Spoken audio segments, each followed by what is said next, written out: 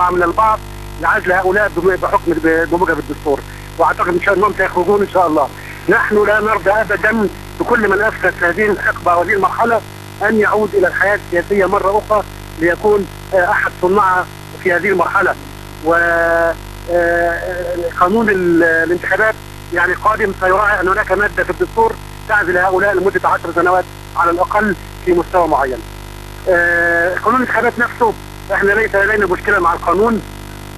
كنا قديما يعني نوافق على انها تكون فرديه، ونوافق على انها تكون بالقوائم، ونوافق على انها تكون مناصفه بين القوائم الفردي. ليس لدينا مشكله في اي قانون. يعني ربما كانت المشكله لدى الاخرين. الان استقرت الامور على الثلثين، قائمه والثلث فردي. يعني نحن نرضى بهذا ونرحب به. هناك بعض التفصيلات يعني القابله للتشاور والاخذ والعطاء، يعني لا تشكل مشكله بالنسبه لنا.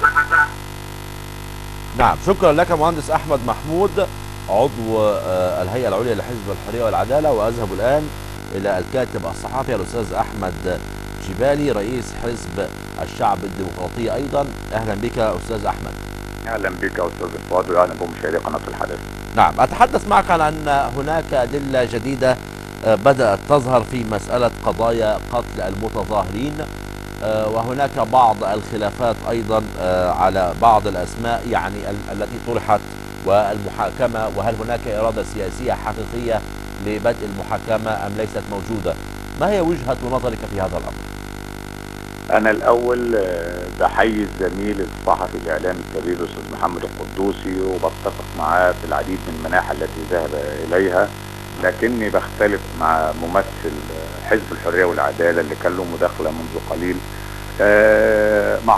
مش عارف، حزب الحريه والعداله باعضائه بتشكيلاته بقياداته دايما بينحوا جانبا للي عنف الحقائق، للتلاعب بالالفاظ، للتلاعب بالكلمات، للتلاعب بالعبارات.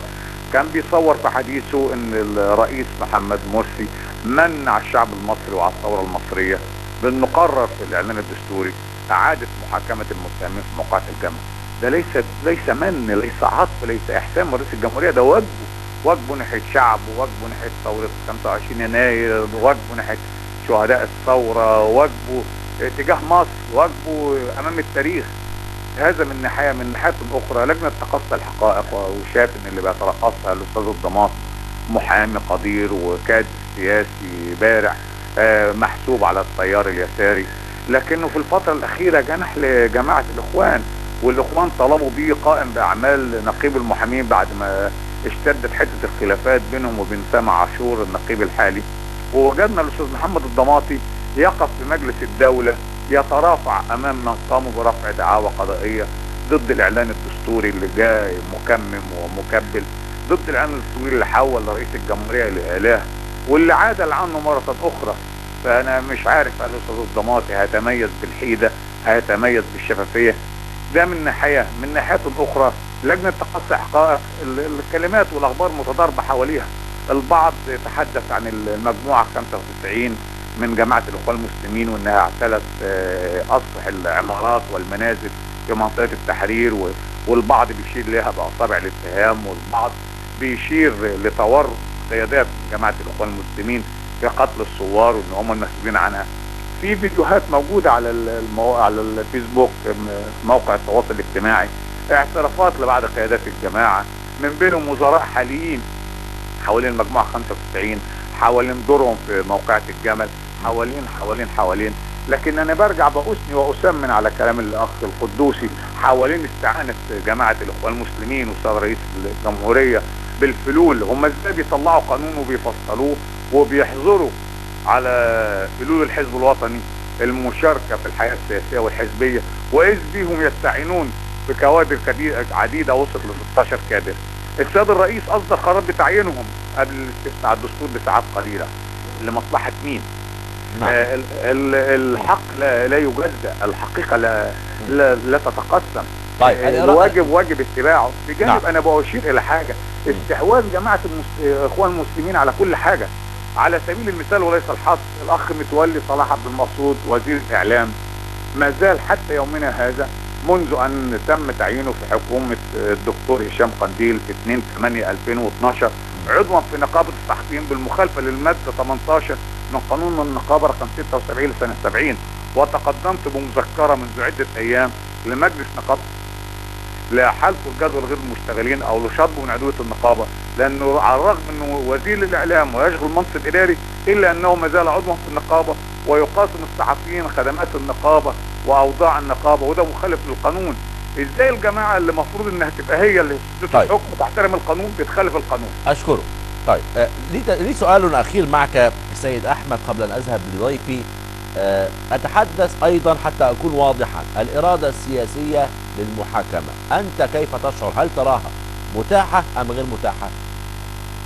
لا أعتقد أنها متاحة. إحنا ما زلنا نعيش في مناخ عبثي، وفي أزمة وصدام مشتعل ما بين النظام الحكم في مصر أو جماعة الإخوان المسلمين، وعلى رأسهم السيد رئيس الجمهورية والمرشد العام للجماعة، والقضاء في مصر.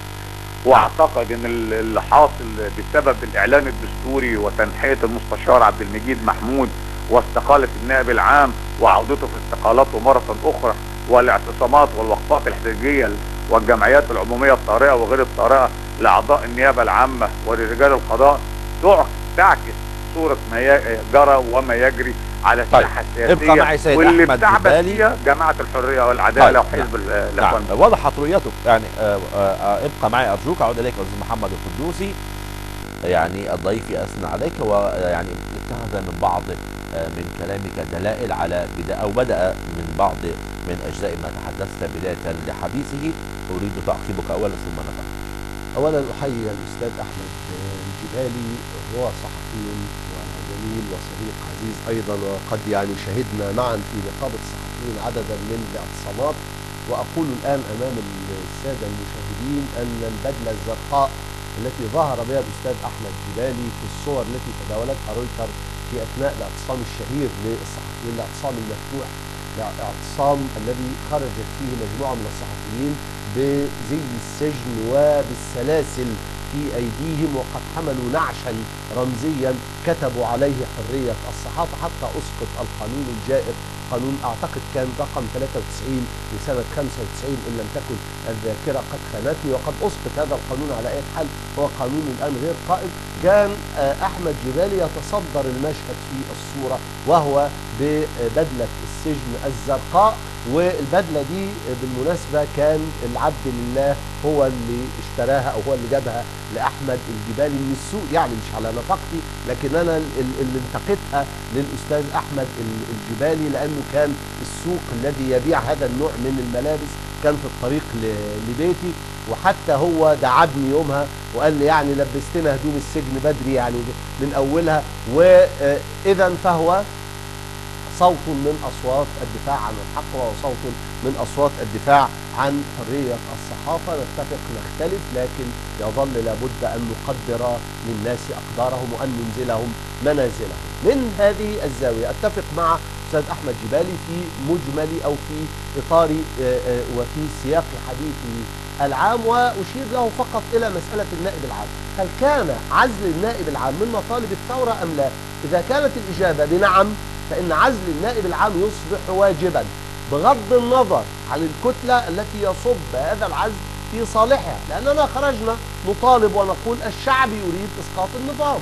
النظام يعني أول ما يعني القانون باختصار، يعني نظام أي دولة هو القانون الذي يحكم هذه الدولة، وما كان يمكن مثلا لعبد الناصر أن يحكم بقانون الإقطاع، ما كان يمكن لمصر بعد ثورة 52 أن تحكم بقوانين الإقطاع. وثورة 19 التي هي ثورة شعبية عظيمة في تاريخ مصر ظلت في نهاية المطاف ثورة من دون ثمرات حقيقية استمتع بها الناس، لأنها قبلت أن يظل القانون الذي قامت ضده وقامت لتسقطه، قبلت هذه الثورة العظيمة أن يظل هذا القانون برجاله بقضاته بنيابته بكذا كما هو موجودا وقائما. انتهى الأمر في نهاية المطاف إلى أنه كان أسرة محمد علي الحاكمة قبل ثورة 19 وبعد ثورة 19 البكوات والبشوات، الملكيات غير المحدودة للأرض الزراعية، مجتمع النصف في المئة، الإقطاع، الاحتكارات الرأسمالية، القيود على الحرية، الامتيازات للأجانب، يعني تقريبا لم تكن هناك أي ثمرة اجتماعية عادت على الفلاح وعلى المواطن المصري البسيط، لأن النظام لم يسقط، لأن ثورة 19 لم تسقط النظام. النظام ويعني وهذا كلام اكيد الاستاذ احمد جبالي يعرفه، النظام ليس هو حسني مبارك ولا احمد نظيف ولا حبيب العدلي، النظام يعني السياق. يعني مثلا لو ان مبارك كان قد جاءه قضاء الله قضى نحبه يعني حتف انفه دون ان يتدخل احد، فهل نكون بهذا اسقطنا النظام؟ ابدا. هل لو غيرنا الوزاره نكون اسقطنا النظام؟ ابدا. هل لو غيرنا مجلس الشعب نكون قد اسقطنا النظام؟ ابدا. وفي كل الاحوال فلا شك في ان النائب العام هو ركن من اركان اي نظام، وان عزله كان مطلبا من مطالب ثوره 25 من يناير.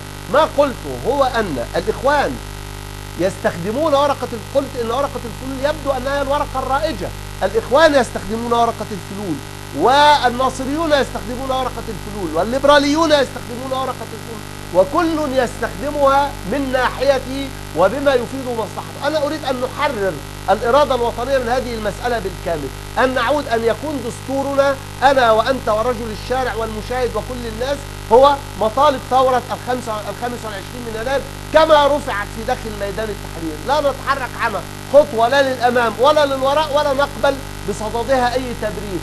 ينموت زيهم ينجيب حقهم، حقوق الشهداء، خلع الرئيس، تغيير الوزارة، تغيير البرلمان، تغيير النائب العام، كل هذه مطالب رفعت وكتبت ودونت ودفعنا جميعا دماءنا من أجل أن تلبى هذه المطالب. إذا لا أستطيع أن أتراجع عن مطلب أو أتقدم بمطلب عن دوره وعن ترتيبه من أجل أن الصالح السياسي وإن المعركة، لا، هنا نكون قد خرجنا على سياق من السياق الثوري إلى السياق السياسي. ولا يقدح في هذا أن أقول والله إن خصومي هم كمان عملوا كده، لأنه يعني تعلمنا في القرآن الكريم وتعلمنا في هدينا النبوي وتعلمنا من أساتذتنا في الحركة الوطنية، لا يكن أحدكم إن معه يقول إذا أحسن الناس أحسنت وإذا أساءوا أسأت، حديث النبي عليه الصلاة والسلام، ولكن وطنوا أنفسكم إذا أحسن الناس أن تحسنوا وإذا أساءوا أن تتجنبوا إساءتهم، ولا يجرمنكم شنآن قوم على ألا تعدلوا اعدلوا هو أقرب للتقوى. يعني اعتدنا أن يكون لدينا مبادئنا، وأنا متأكد من أن هذه المبادئ لدى الأستاذ أحمد جبيلي وأنه يعود إليها وأنه يصدر عنها. لكنني فقط أردت أن أضع إيضاحا بين قوسين، وقد أشرت يعني قبل أن أبدأ حديثي إلى تاريخه النضالي وتاريخه الذي هو متمسك به أكثر مني بكل تأكيد. لكن فعليا تعرف المسألة بقت عاملة زي المماليك. العثمانيون عندما جاءوا إلى مصر هزموا المماليك في ميدان القتال، في معركة الريدانية وفي معركة مرج دابق، لكنهم استعانوا بهم في المناصب السياسية ليسيطروا بهم على الشعب، لأنهم رأوا أو حسبوا أو ظنوا أو اعتقدوا أن هؤلاء المماليك يعرفون المفاتيح الإدارية لمصر أفضل من الآن كل الاتجاهات السياسية، ولا أعفي أحدا تعتقد أن الفلول هؤلاء الذين حكموا مصر لمدة 30 سنة على الأقل في عصر مبارك وقبل منهم 11 سنة في عصر السادات، أنهم يعرفون مفاتيح مصر ومداخلها ومخارجها بشكل أفضل، فلما لا نستعين بهم؟ ولما لا نضع عناوين لهذه الاستعانة كل يضعها من ناحيته؟ حقيقة أنا أرفض المسألة منذ المبدأ قبل أن نأتي بحقوق الناس. نأتي بحقوق الناس ثم نعود جميعا مواطنين متساوي الحقوق ومتساوي الواجبات. يعني أنت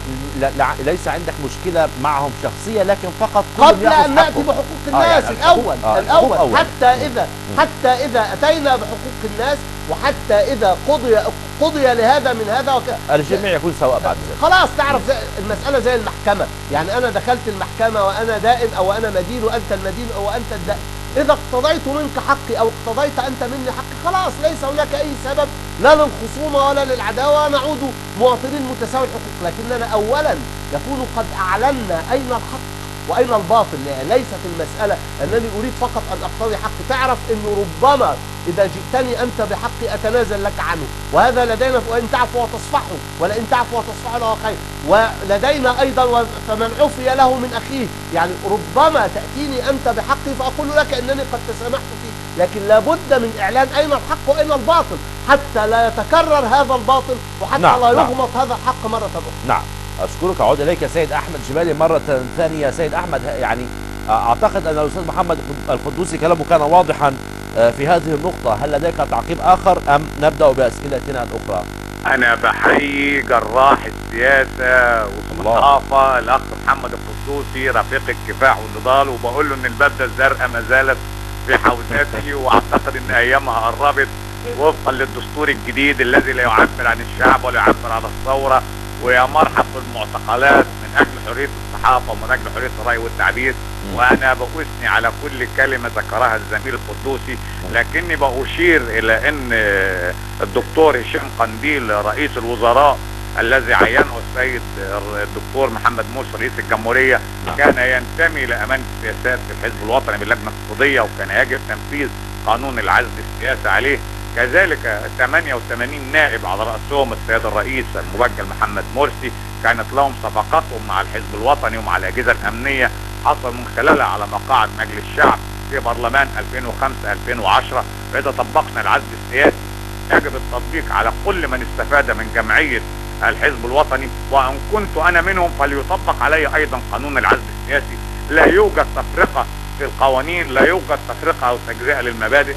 بنعود مرة أخرى للمشهد السياسي واللي احنا شايفينه وتصريحات الدكتور عصام العريان اللي بيلهي فيها الشعب لتنفيذ مخططات أخرى الله أعلم بها بيهدف من وراءها لإيه. أعتقد إن في ملفين، ملف متوليه اليهود بيتولاهم الدكتور عصام العريان، وملف أمريكا بيتولاه الدكتور عصام الحداد. طيب سؤالي فقط عشان الوقت. جماعة الإخوان المسلمين. نعم. وده لا يبشر بخير لمصر وتوجس منه خيفة. مهندس احمد سؤال فقط لان الوقت يداهمنا. الجميع يتهم النائب العام الحالي بانه يعني يتبع للدكتور محمد مرسي، ولان الدكتور محمد مرسي هو الذي اتى به، لذلك ولاؤه له. ومع ذلك طالعنا النائب العام اليوم بفتح تحقيق في تلقي الاخوان المسلمين ل10 مليارات جنيه من امريكا. لو كان بالفعل تابعا كما قال او كان يعني يدين بالولاء الى الاخوان المسلمين، لماذا يفتح تحقيقا في ادانتهم؟ سيادتك القضاء له منا كل التقدير والاحترام، فهو القلعة التي نتدثر بها بعد المولى سبحانه وتعالى. ونحن لا نختلف مع سيادة النائب العام الجديد، ولكن نختلف على طريقة تعيينه وعلى طريقة استبعاد المستشار عبد المجيد محمود. كلنا كنا نطالب بالتغيير، كلنا كنا نطالب بنائب عام جديد، ولكن تلك الطريقة التي اتبعها الرئيس محمد مرسي أثارت جموع المصريين حتى المختلفين مع الدكتور عبد المجيد محمود. الأسلوب والطريقة وضرب عرض الحائط بالقوانين والنظم وغيره نختلف معاه شكل موضوعا. هذا من ناحية. من ناحية أخرى قرار النائب العام جاء متأخرا. احنا من بعد الثورة واحنا بنطالب جماعة الإخوان المسلمين بأن تكشف عن مصادر تمويلها، بأن تكشف عن مصادر أوجه الصرف اللي بتقوم بيه، البذخ اللي بتقوم بيه الجماعة، ال1000 وأكثر مقر واللي تعرض العديد منها للحرق، وده بنرفضه شكلا موضوعا. احنا بنطالب الحوار للحوار والكلمة بالكلمة وبنرفض استخدام العنف. المليارات دي والملايين دي من أين؟ ولم يتم الكشف عنها. وهل النائب العام عندما أحال الشكوى بوجود تمويل كانت لديهم مستندات، أم هيكون مصير هذا التحقيق كمصير المتهمين في موقعة الجمل أيضا؟ فالتسرع ثم التسرع من أجل إرضاء الرأي العام ومن أجل اللهث وراء الإعلام والصحافة تفقد القضايا وتفقد الشهداء وتفقد مصر والمصريين المصداقية. طب النائب العام اللي بيجري وبيقول ال10 ملايين ولا ال10 مليارات، لماذا لم يكشف لنا عن من قتل ثوار الاتحادية، موقعة الاتحادية ودماء المصريين في رقبة الرئيس محمد مرسي وفي رقبة النائب العام؟ النائب العام أيضا لماذا لم يكشف حتى الآن عن قتلة محمد محمود، عن قتلة مجلس الوزراء، عن قتلة الشيخ عفة؟ هناك العديد من الملفات ما زال يحوطها الغموض، وكل ما يجري ويجري على الساحة محاولة إلهال الشعب المصري لتمرير الانتخابات القادمة لقيام الإخوان المسلمين بالاغتيال والاستيلاء على السياسة وعلى الحرية وعلى الصحافة والإعلام، وفي الآخر على المجالس النيابية المصرية. قانون الانتخابات اللي بيقولوا بنناقش فيه القوى الوطنية، أي قوة وطنية ناقشوها، أي قوة وطنية اجتمعوا بها، إنهم لا يجتمعون إلا بأنفسهم ولا يستمعون إلا أنفسهم.